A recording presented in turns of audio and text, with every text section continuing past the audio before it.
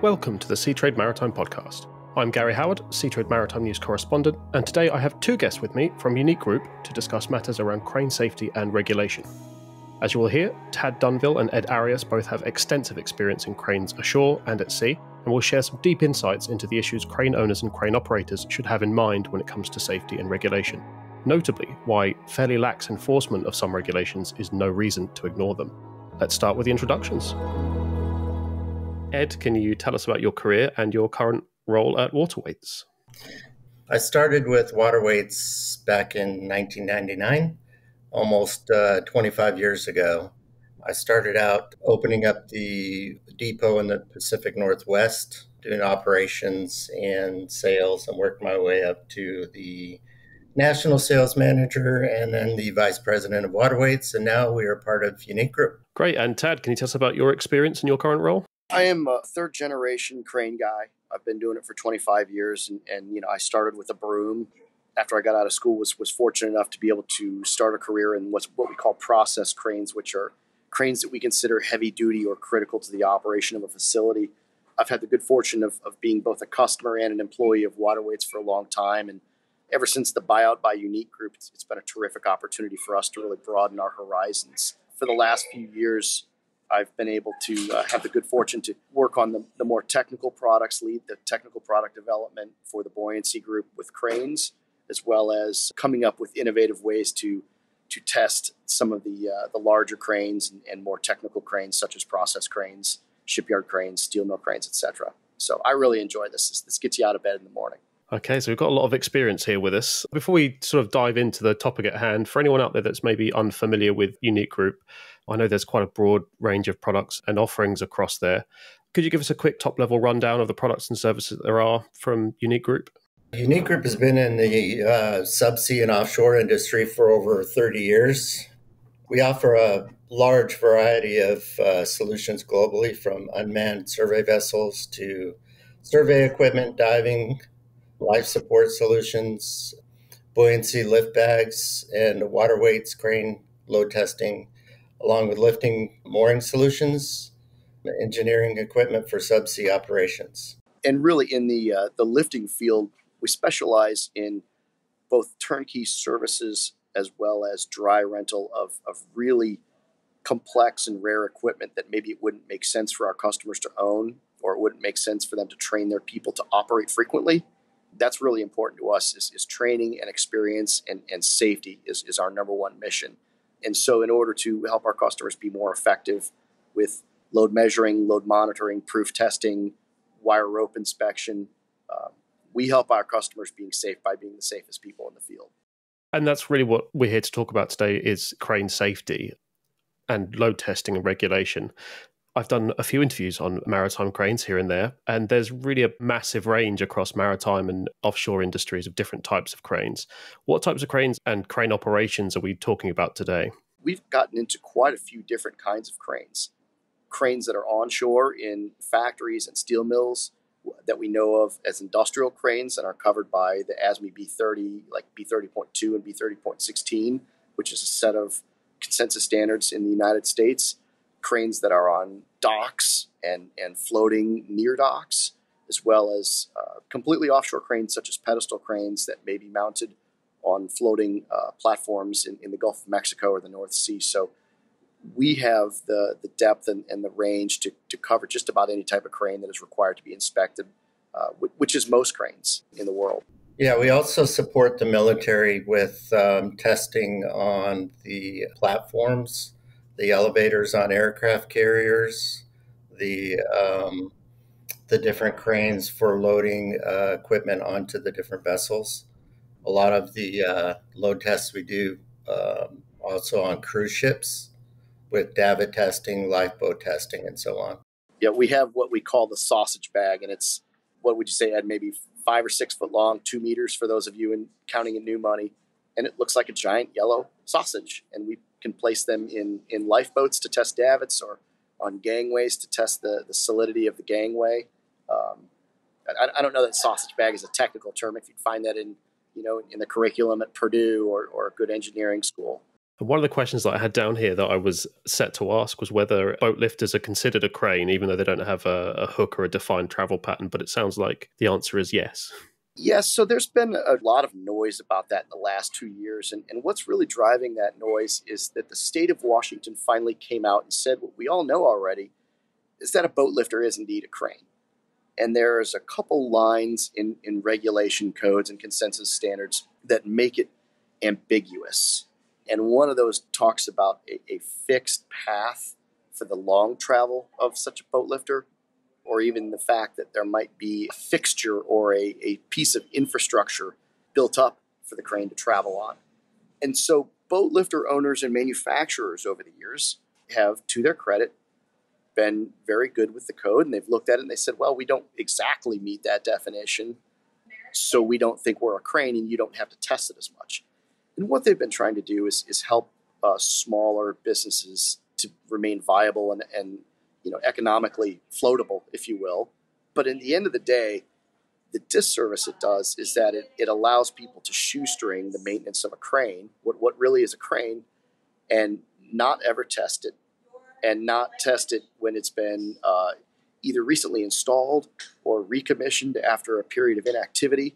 And this is when we find the problems start to happen, especially after the period of inactivity, is people look at it and they say, oh, geez, you know what? It worked a few years ago, no problem. Well, let's just fire it up and it should work again. After all, we've not done anything to it. But if you ask any technicians, that's when the birds make nests in the control panels and the wasps get into the operator's cabin. And the amount of damage that just birds and wasps and rodents can do is tremendous. But you also have to remember that as a boat lifter, 3/4 of these, I was fortunate. I grew up in Lake Michigan. We don't have salt water. But 3/4 of the boat lifters in America, and probably most of the boat lifters in the world, are on salt water.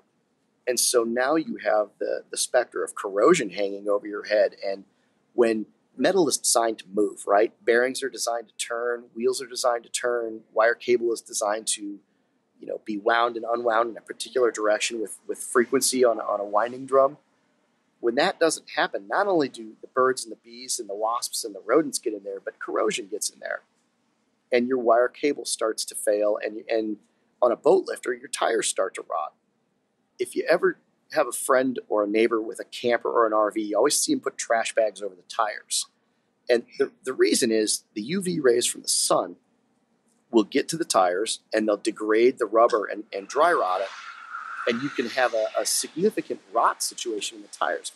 These are all reasons why the crane needs to be load tested, either when it's new or when it's been recommissioned or modified after a period of inactivity. So, yes, legally, we've recently seen a number of governmental entities come out and say that it's a crane for the purposes of load testing. But there's a lot of practical reasons, such as the safety of your employees and the viability of your customers' watercraft. You got to test these boat lifters. Absolutely. And I suspect there's a liability component at the bottom of that as well, right? Right. So, I mean, we've just touched on US regulations there, and I know that you guys are based in the US, but Unique Group has a global footprint based in the Middle East. When we talk about safety, when we talk about regulation for the rest of this podcast, are we focusing on the US or are we looking more broadly at global regulations? Well, what we can do is the best thing to do is every government in the Western world, when you have questions, you start with the federal government framework, and then you move down to any local jurisdictions. The best way really to understand what your needs are for compliance is to speak to either the manufacturer or the service organization that is under contract to inspect and repair this crane. And so we're considered one of those. It's a nice shortcut because not every business has or can afford to keep solicitors or lawyers on a retainer or the payroll. So when you don't have that opportunity, you can get free advice. And there's 2 or 3 places to get free advice. Number 1, like I said, is the manufacturer or the service company under contract.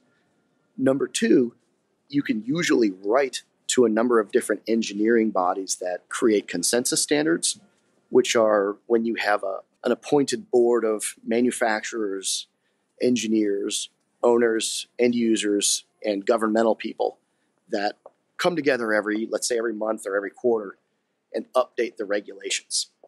Now, to contrast those two different methods of finding out the local laws and applicable codes, the manufacturer or the service company will probably reply to you very quickly because it's their job and they need to keep business coming in the door. But they may give you an answer that's slightly biased. And, I like to think that Unique Group is fairly honest and unbiased, but we're going to tell you what you need to do and give you a price with it.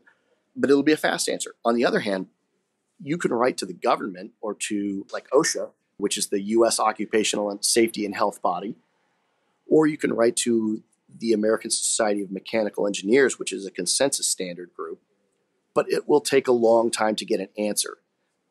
And you may get your question not rejected, but sent back with asking for clarification. And then you may not like the answer you get because it's not their job to be your friend or to help you. It's their job just to say, go look at section XYZ of this code, right? So there's a number of different ways to understand what applicable codes and regulations there are.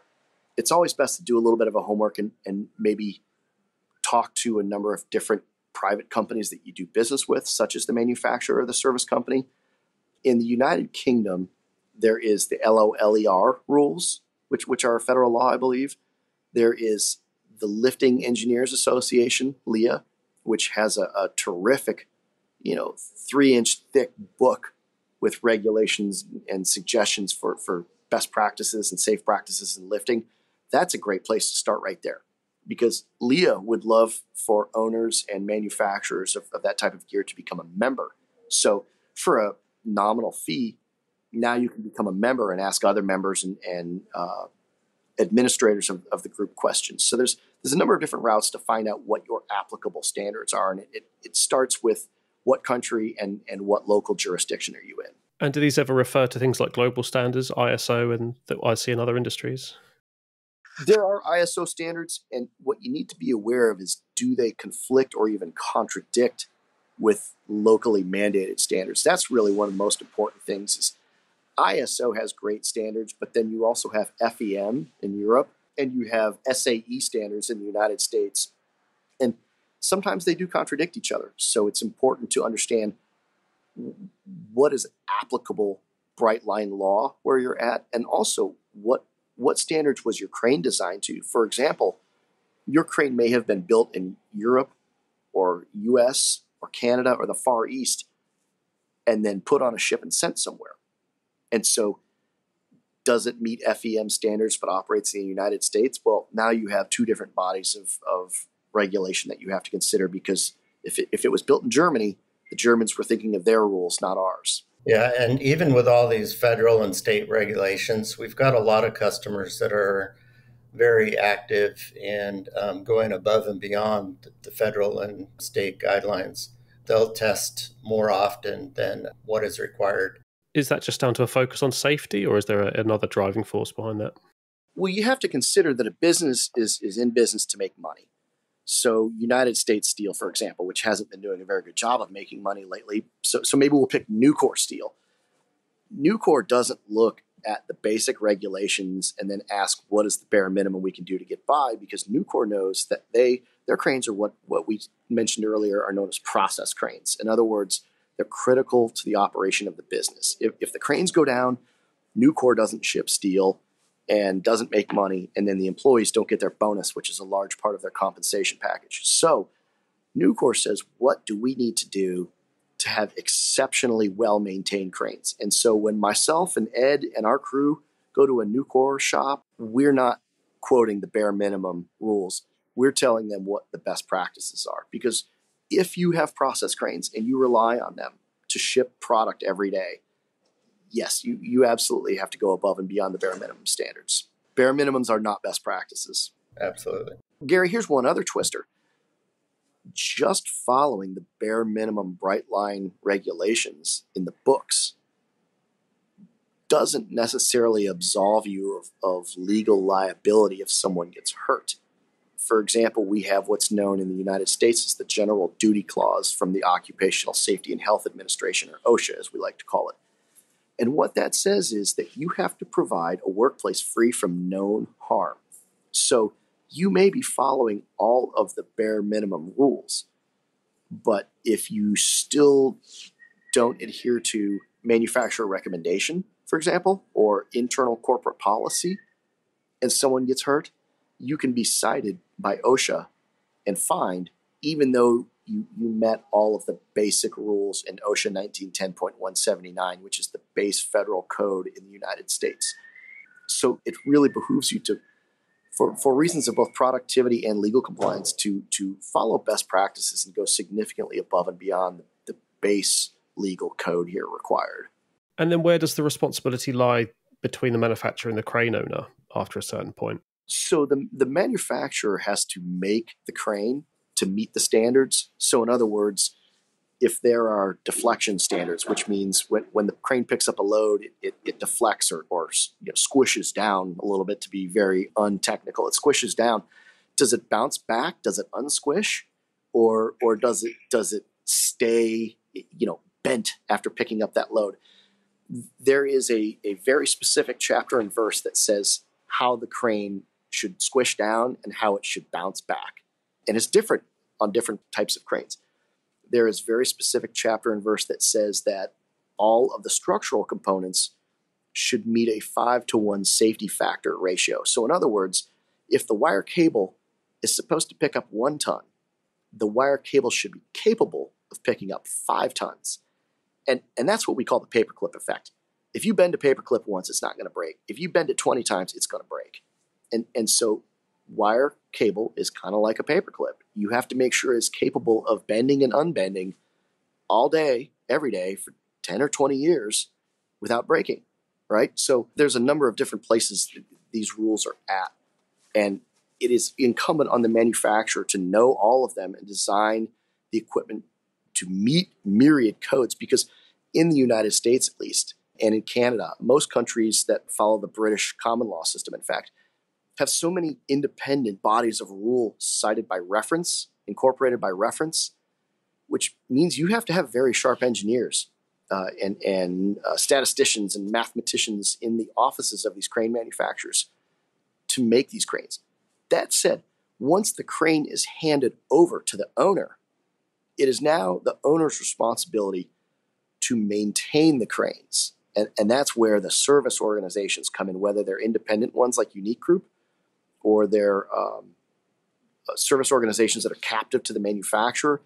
That's why it really behooves the owner of the crane to stay in touch and have a plan and have a quarterly or yearly maintenance plan, to have a load testing plan set up with someone like Unique Group Waterweights, because it's very hard for an owner of cranes, who probably also owns pickup trucks, light bulbs, staplers, elevators, any kind, myriad industrial equipment, right? They're not magicians, and nobody expects them to be. And that's where we come in and help them understand what they need to do. And I'm sure you give plenty of assistance in this regard as well, but how easy is it for crane owners or maintenance crews to get hold of the regulators when they need assistance or clarification? So when you say get hold of the regulators, you can, for free, download anything in the United States Federal Code and most Canadian and British codes similarly from a website. But if you want to ask questions, you can write to the United States Department of Occupational Safety and Health or the Canadian Department of Labor, but you might not hear back for 6 months. And the answer might come back in the form of a question or a clarification request. So it's not easy. You will get an unbiased response eventually. It may not be one you like, because if you haven't been specific enough or your clarifications didn't accurately reflect what's going on in your plant, you may get a bad answer because the data or the request wasn't clear enough.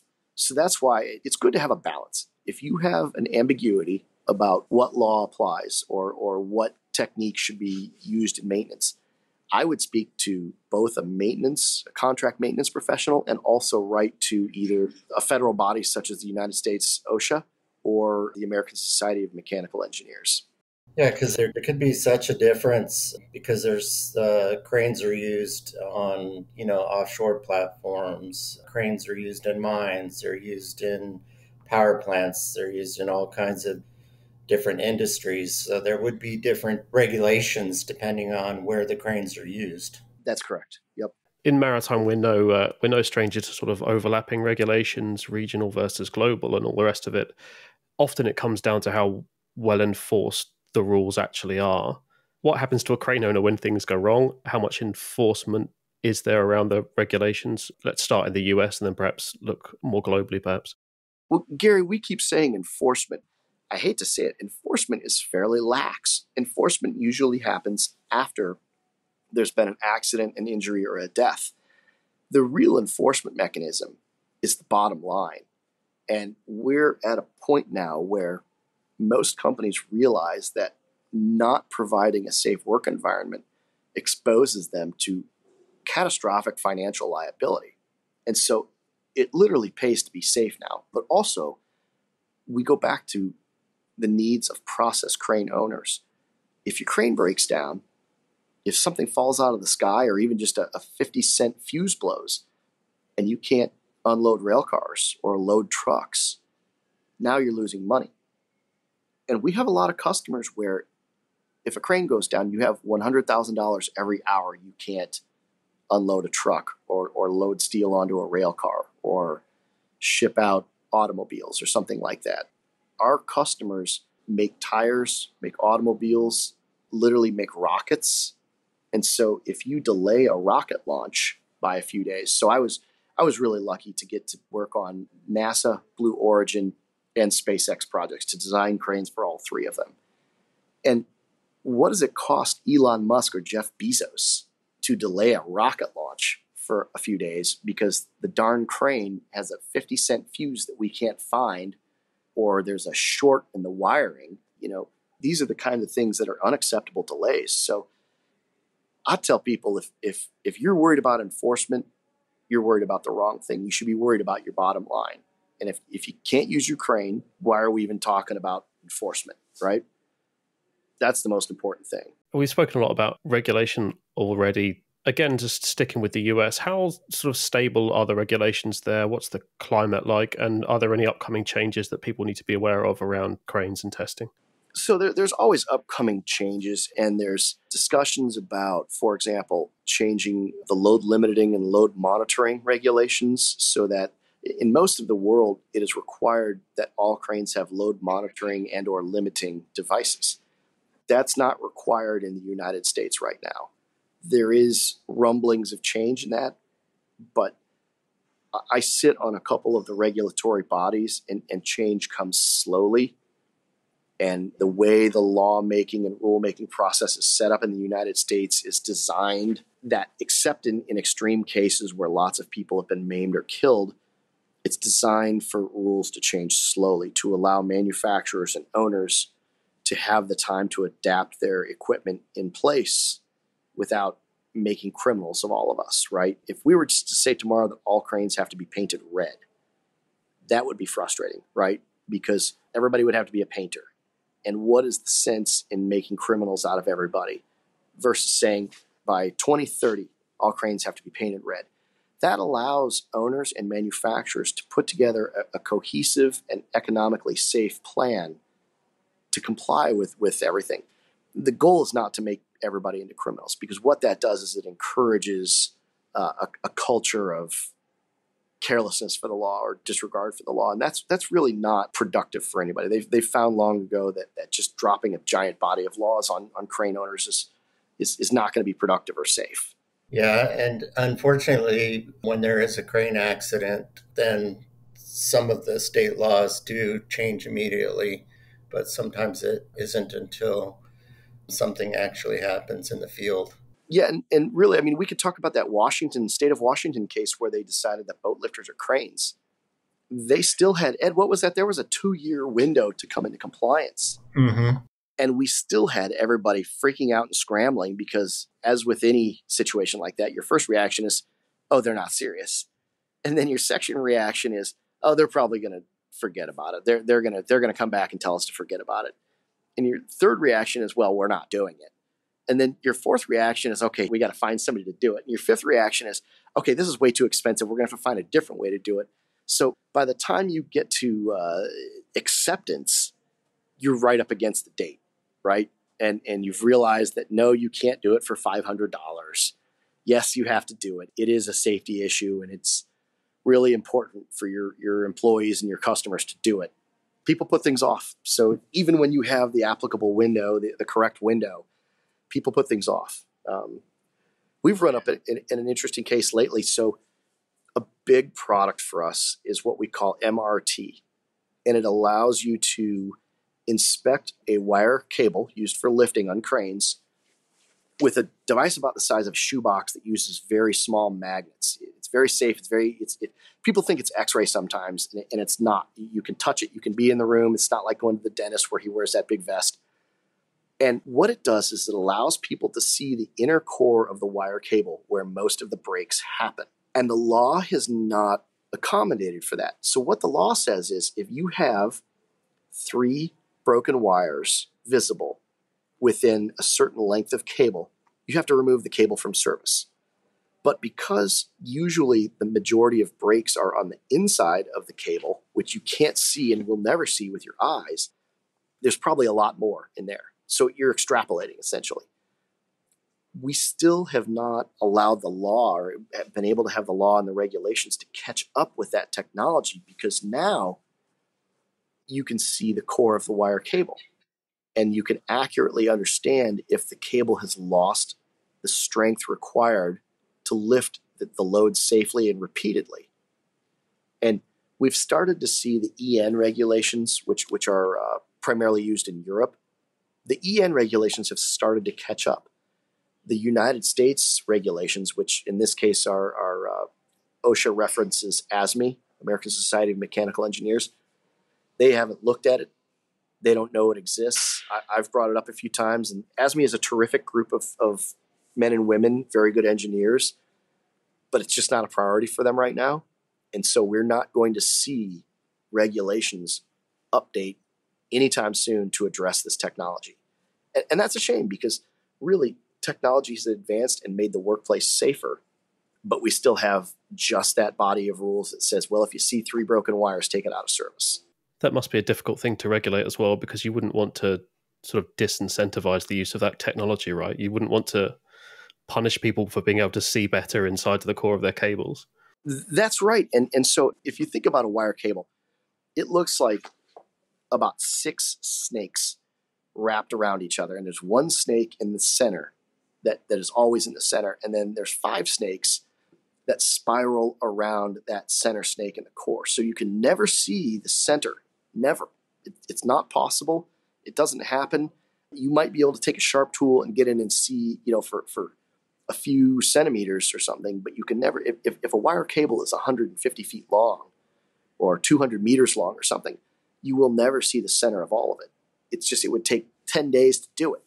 So this is a terrific technology that is inexpensive and very safe and easy to use. And we're probably not going to see regulations even address this in the United States for at least 5 to 7 years, which is a shame. Now, sort of moving on a bit to Unique Group and what it offers, I think just by what we've spoken about so far and the depth that you've displayed, it answers some of this. But is it a strictly rigging and job-oriented institutional knowledge, or is there a bigger picture strategic component to what you're doing? We're fortunate that we've really been given the leeway to hire subject matter experts. So in Houston, we have a subject matter expert for pedestal and offshore cranes that are used in oil production offshore. Myself, I was brought on because I'm the subject matter expert for primary metals and ship making and process cranes onshore. We've got a number of other people that specialize in certain fields like that. So when you go to our website, you can see that we make and sell not just crane testing gear, but we have load monitoring gear, crane monitoring gear that can look at what a crane's picking up and how often it's used and is it ever abused or overloaded, which happens more than we care to think. We have services that will come out and look at the structure of the crane.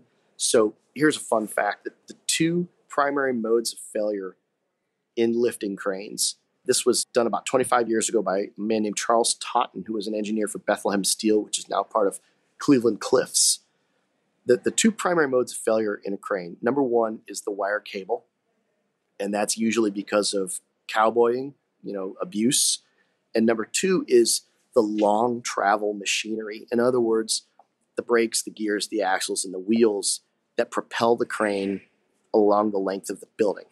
And the reason for that is because the structure underneath the crane is not usually built the same way the crane is. The crane is built to very strict tolerances, usually in a climate-controlled building, on jigs and fixtures, with an ISO 9001 production facility and certification. It's usually not the crane. That's the problem. It's usually the substructure that's built by a raw metal fabricator that does not necessarily have as controlled of a production environment. So we've focused lately a number of our offerings on those two issues. Number one, the load monitoring gear to look at, how is the wire, cable, and rope being abused or overloaded or shock loaded. And number two, runway surveys of the building and wire rope monitoring systems. Again, all of these are addressing those two primary modes of failures and supporting our customer, who are usually contract crane maintenance companies, to be able to help their customers solve their issues as quickly and safely as possible. Yeah, good point. Good point, Tad. At Unique Group, we do offer, technical guidance.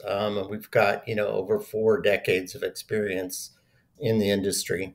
Yes, that allows us really a lot of perspective, and we kind of get to, it's nice. We get to act like Switzerland, right? Because we work with so many different customers and so many different contract crane maintenance companies that we keep secrets really well. We understand, we learn really well, we learn quickly, and we adapt to situations. And yeah, we get to play Switzerland. It's really pretty interesting. And just before we move on to talking about the future of testing and inspection, maybe now is a good time just to speak about water weights, what it is and sort of how they're used, because perhaps some of the listeners aren't familiar with that as a name.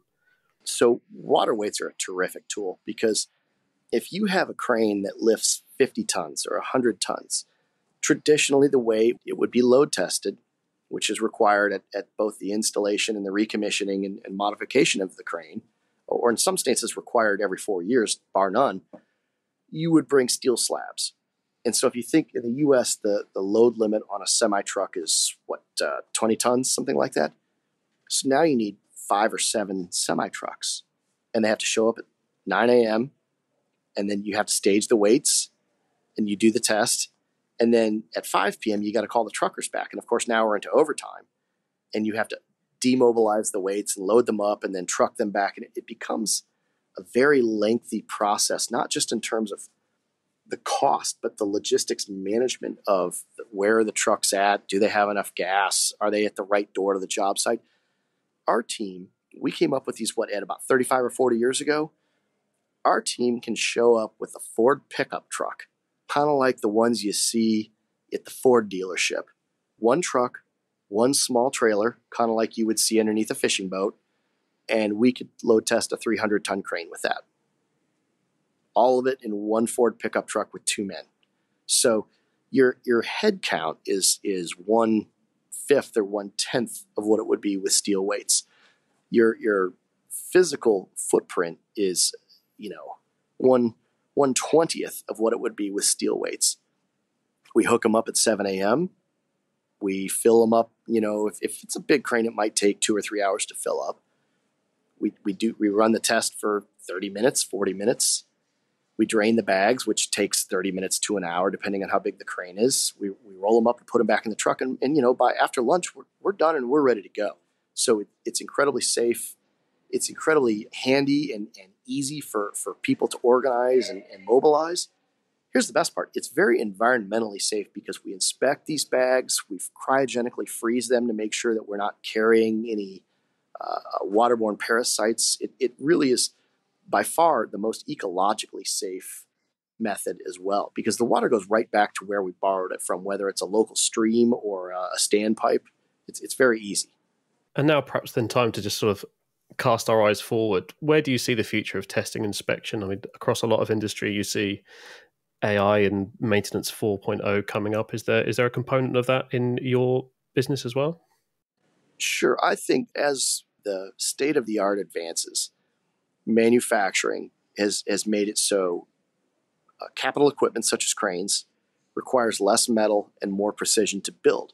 The flip side of that coin is that we're going to see more needs for inspection, because as we make things lighter, consider cars.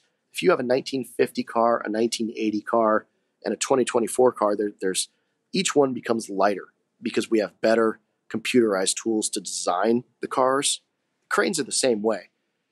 But what that means is you cannot abuse them nearly as much as you used to be able to. And we're going to start to see whether it's load monitoring gear like we make and sell, or true maintenance 4.0 and AI, when it detects that there is problems or abuse situations with cranes or any capital equipment, the need to test it is going to arise more and more frequently. And we're going to be there to meet it. And so that's why we started with water bag testing, which is a terrific product and we enjoy working on it. But that's why we've introduced the MRT wire cable inspection tools to the US market. And that's why we're such a proponent of the load monitoring gear in the US and Canadian market, is because we know that cranes are going to be built lighter and lighter every year. It's just the way things work, right? We want to be able to be there to respond and to help our customers own economically these new, more efficient cranes, and also be able to respond in cases of abuse or accident and get them back up and operating as soon as possible. Tad, Ed, thanks so much for your time today. If the listener wants to learn more about Unique Group or get in touch with you, where should they go? UniqueGroup.com is a great place to start. Ed.Arias at UniqueGroup.com and Tad.Dunville at UniqueGroup.com. You can also find us on LinkedIn. We're always happy to connect. We love meeting new people.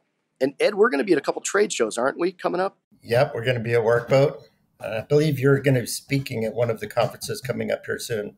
That's correct. AIST, the Association for Iron and Steel Technology, is hosting a conference in San Antonio, I believe the second week in November, for the Southeast chapter, the Southwest chapter, the organization leadership, as well as the Crane Technology Committee. So I am the vice chair of the Southwest chapter and a member of the Crane Technology Committee.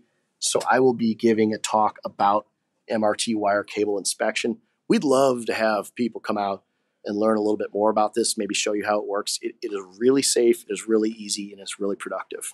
Because, Gary, if you've never done a wire cable inspection, here's how you do it. You put a glove on and you run the wire cable through your fingers, and if it snags your fingers, that's when you worry. Yeah, right? So if you're just listening in at home and you can't see Gary's face, he's cringing right now. It is not a pleasant task. So we'd love to have some people come see us at the Workboat Show or at the AIST conference in San Antonio. But Workboat's in New Orleans, so it's always a lot of fun. Yeah, we also have some international shows that we're going to be at in offshore wind in the UK in November. We're also going to be at a conference in the Netherlands in November. We'll have links to all of those in the show notes below as well, so people can find out more about you and catch up with you at the various shows around the world. Thanks again for your time, and I'm going to go away and pick those imaginary burrs of metal out of my hands. Thanks, gents, and I'll catch up with you sometime soon. Hey, be safe out there, Gary. Yeah, Gary, thank you. Take care.